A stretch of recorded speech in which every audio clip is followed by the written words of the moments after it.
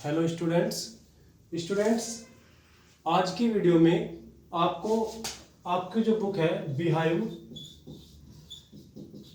ठीक है, इसके चैप्टर 7 पैकिंग, इसकी समरी के बारे में बताएंगे। इस चैप्टर में क्या क्या बताया गया है। जेरोम ने इस चैप्टर को लिखा है।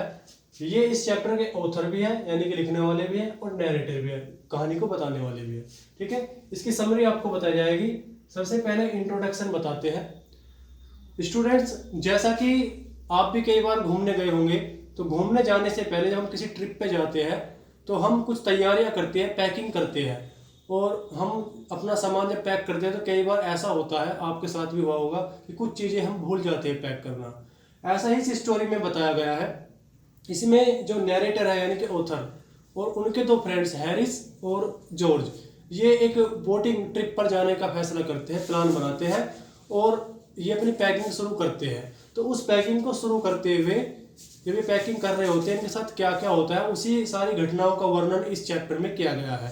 तो आपके लिए कुछ पॉइंट्स इसमें तैयार किए गए हैं। हम पॉइंट के आधार पर इस चैप्टर को समझने की कोशिश करेंगे।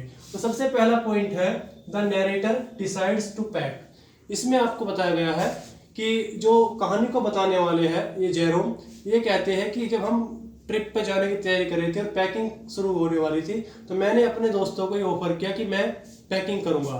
क्योंकि ये कहते हैं कि इनका मानना था नैरेटर का कि वो पैकिंग एक ऐसी चीज़ है जो ये इस दुनिया में कुछ लोगों से बहुत अच्छे जानते हैं।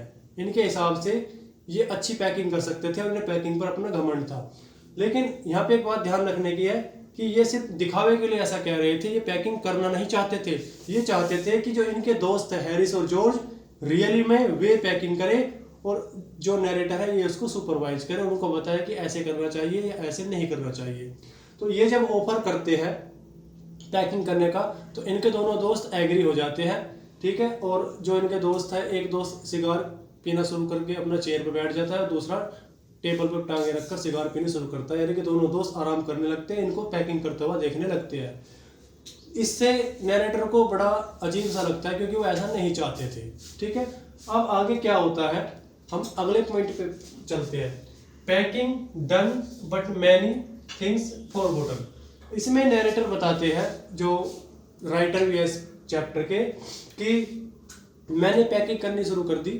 ठीक है, जैसा कि मैं सोच रहा था, मेरी उम्मीद से ज़्यादा समय इसमें लगा और मैंने ज़्यादातर सभी चीज़ें उसमें पैक कर दी।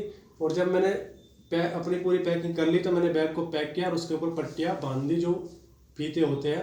तभी जो इनका दोस्त था हैरिस, उसने इनको बताया कि क्या तुमने जूते अंदर रख दिए हैं। तो इन्होंने जब चारों तरफ देखा तो इन्होंने देखा कि जूते बाहर ही रह गए हैं। तो इन्होंने दोबारा से बैग को खोला, ठीक है, और फिर से उसमें जूते पैक कर दिए। अब क्या होता है कि जब ये जूते पैक करने के बाद बैग को दोबारा से पैक करने वाले थे, अचानक इनके दिमाग में टूथपेस्ट के बारे में, टूथब्रश के बारे में आइडिया आता है, विचार आता है। नेक्स्ट पॉइंट में हम पढ़ेंगे इसके बारे में। ठीक है, पैकिंग ओपन फॉर टूथब्रश। तो इसमें राइटर बता रहे हैं, नैरेटर ही हमारे, कि जब मैं उस बैग को दोबारा से पैक करने वाला था, अचानक मुझे टूथब्रश की याद आई। क्योंकि इन्हें एकदम से अचानक ऐसा महसूस हुआ, ऐसा सपना दिखाई दिया कि ये शायद अपना टूथब्रश उसमें पैक करना भूल गया। तो इन्होंने सारा सामान वापस निकाल दिया और टूथब्रश को इन्होंने काफ़ी बार ढूंढा, लेकिन इन्हें अपना टूथब्रश नहीं मिला। जबकि इनके दोस्त हैरिस और जो जॉर्ज थे, उनका टूथब्रश इनको 18 बार उसमें मिल गया, लेकिन अपना इसमें नहीं मिला। फिर आखिरकार अपना टूथब्रश इनको एक जूते के अंदर मिल गया। इन्होंने उसको निकाला, पैक किया और बैग को दोबारा से पैक कर दिया। आगे क्या होता है, पैकिंग डन एंड अनडन। अब ये कहते हैं कि मैंने पैकिंग जो है फिनिश कर ली। ठीक है, तभी मेरे दोस्त ने कहा कि क्या तुमने साबुन अंदर रख दिया है। तो मैंने कहा कि हाँ, मैंने साबुन अंदर रख दिया, मुझे साबुन की कोई चिंता नहीं है। लेकिन ये बताते हैं कि रियल में वो साबुन रखना भूल गए थे और तंबाकू की पुड़िया उसमें पैक कर दी थी। और 10:05 तक ये टाइम हो चुका था और तब तक ये टोकरी भी पैक नहीं कर पाया था, जो टोकरी उन्हें ले जानी थी। ठीक है, उसी समय क्या होता है कि इनको दोबारा से पैकिंग खोलनी पड़ती है और इनके जो दोनों दोस्त थे हैरिस और जॉर्ज, वो इनको ऑफर करते हैं पैकिंग करने के लिए। अब आगे क्या होता है, थिंग्स बिकम एक्साइटिंग। जैसा कि अभी नरेटर आपको बता रहे थे कि इनके दोनों दोस्त इनसे कहते हैं कि पैकिंग अब हम तुम्हारी हेल्प करेंगे, तो नरेटर आराम करने लगता है, इनके दोनों दोस्त पैकिंग करना शुरू कर देते हैं। ठीक है, लेकिन इनके दोनों दोस्त पर पैकिंग करनी बिल्कुल भी नहीं आती थी, वो बहुत ही बुरे पैक करने वाले थे। और ऐसा ही हुआ, उन्होंने एक कप जो था वो तोड़ दिया। नरेटर बताते हैं कि वहाँ पे चारों तरफ कप, प्लेट, बोतल, जैम, टमाटर इनका ढेर लगा हुआ था और एक इन्होंने कप उसमें से तोड़ दिया। कुछ देर बाद ही इनके दोस्त ने, हैरिस ने जो टमाटर पैक कर रखे थे उसके ऊपर मुरब्बे को पैक कर दिया, जैम को, जिसकी वजह से टमाटर पर प्रेशर पड़ने से टमाटर का जो वो था उसमें वो कुचल गया। फिर उनको वो चम्मच से बाहर निकालना पड़ा। ठीक है, उसी समय जॉर्ज का पैर एक जो मक्खन था उस पर पड़ गया और उसकी चप्पल पर चिपक गया। लेकिन नैरेटर कह रहे कि मैं सब कुछ ये देखता रहा और मैंने कुछ भी नहीं कहा, जिससे मेरे दोनों दोस्त थोड़ा सा और चिड़चिड़े हो गए। ठीक है, फिर क्या हुआ, अचानक जो नमक था वो सभी चीज़ों के ऊपर बिखर गया और ये कहते हैं कि यहाँ पे जो चीज़ें थी बड़ी एक्साइटिंग होती चली गई और हंसी छूटने लगी। अचानक क्या हुआ, ये कहते हैं कि सबसे ज़्यादा जो मनोरंजक चीज़ थी वो मक्खन के बारे में थी। मक्खन जो था वो जॉर्ज की चप्पल पर चिपक गया था, उसको वहाँ से उन्होंने छुटाया और जो केतली थी वो ना तो केतली के अंदर जा रहा था और जो केतली के अंदर मक्खन था वो बाहर नहीं आ रहा था, तो उन्होंने उसको इकट्ठा किया और इकट्ठा करके कुर्सी पर रख दिया। अब हैरिस अनजाने में उस पर बैठ गया मक्खन पर और मक्खन उसके पीछे चिपक गया।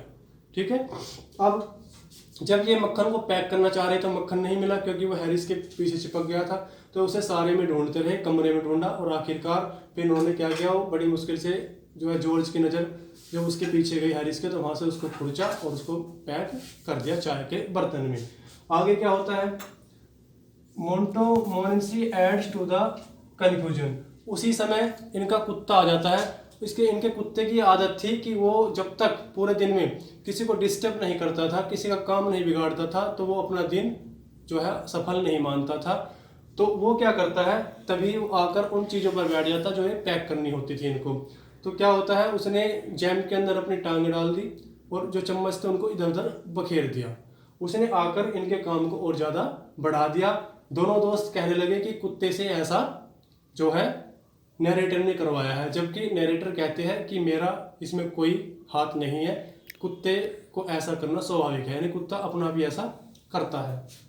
अब क्या होता है लास्ट पॉइंट में, packing was done and they decide to sleep. आखिरकार 12:50 पर पैकिंग पूरी हो जाती है।